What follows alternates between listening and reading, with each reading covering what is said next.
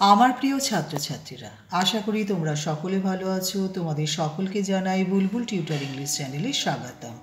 আজকে তোমাদের জন্য এই ভিডিওটিতে যে টপিকটি নিয়ে আলোচনা করব সেটি অলরেডি আমি শুরুই করে দিয়েছি। ওশান ওয়ার্ল্ডের বইটির বিষয়ের যে সমস্ত যে পয়েন্টসগুলো লেখা আছে, অ্যানশিয়েন্ট ওশান, আমি আজকের এই টপিকটিতে অর্থাৎ এই ভিডিওটিতে ওশান টুডের যে 24-25 এই যে ইংলিশ লাইনগুলো আছে সেগুলো পড়ে মানে বলে দেওয়ার চেষ্টা করছি।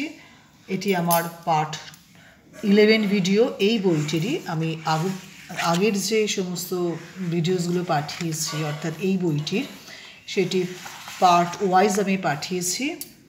আশা করি তোমরা উপকৃত হয়েছো। আজকেরও এই ভিডিওটি থেকে তোমরা উপকৃত হবে। যদি মনে করো উপকৃত হয়েছে একটু লাইক করো, বন্ধুদের মধ্যে বেশি বেশি করে শেয়ার করো, সাবস্ক্রাইব করে রেখো। যারা যারা সাবস্ক্রাইব করেছো তাদের অসংখ্য ধন্যবাদ। যারা যারা সাবস্ক্রাইব করোনি, বুলবুল টিউটর ইংলিশ চ্যানেলটি নতুন ভিজিট করছো, তোমরা যদি সাবস্ক্রাইব করে রাখো, পাশে থাকা বেল আইকনটিতে প্রেস করো, তাহলে আমার পাঠানো সমস্ত আপলোড করা ভিডিওসগুলো তোমরা তোমাদের মোবাইলে আগে আগে পেয়ে যাবে। শুরু করছি। ওশান টুডে মানে আজকের মহাসাগর। এটি 22-23 আমি পাঠিয়ে দিয়েছি। আজকে 24-25টি তোমাদের পড়ে শোনাচ্ছি। 24. The oceans are very vast and change drastically from place to place and even as we move up and down. মহাসাগরগুলো বিশাল হয় এবং পরিবর্তিত হচ্ছে অর্থাৎ পরিবর্তিত হচ্ছে এক জায়গা থেকে আরেক জায়গায়, এমনকি আমরা যে উপর নিচ করি সেই কারণে সাংঘাতিকভাবে পরিবর্তিত হচ্ছে। That is Y oceanographers have divided oceans into different zones.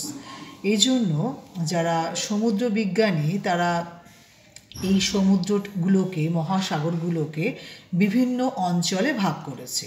So there are two ways of dividing the oceans: horizontally as we move from the seashore and vertically as we go down to the sea floor.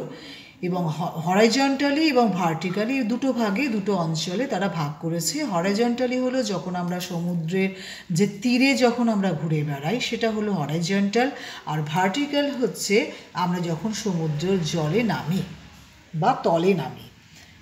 এবার 25. The horizontal zone begins with the littoral zone which includes the intertidal zone. অর্থাৎ অনুভূমিক অঞ্চলটি উপকূলীয় অঞ্চল দিয়ে শুরু হয় যার মধ্যে আন্তঃজালোয়ার অঞ্চল অন্তর্ভুক্ত। This is the area between high tide and low tide. এই এরিয়াটি হলো উচ্চ যে জোয়ার এবং মধ্য জোয়ারের মাঝামাঝি। It is submerged in water during high tide then exposed to the air during low tide. এটি জলে নিমজ্জিত থাকে উচ্চ জোয়ারের সময় এবং বাতাসের সংস্পর্শে আসে হচ্ছে মধ্য জোয়ারের সময় বা ভাটার সময়।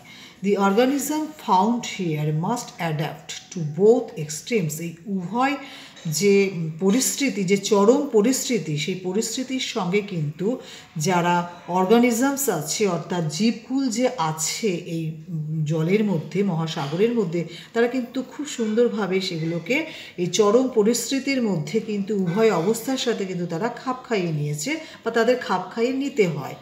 ইট contains a wide variety of habitants. এটা কিন্তু বিভিন্ন ধরনের বিশাল বিশাল আবাসস্থল রেখেছে, যেমন like tide pools and inlets, যেমন হলো জোয়ারের পুল অ্যান্ড খাঁড়ি অর্থাৎ নালা।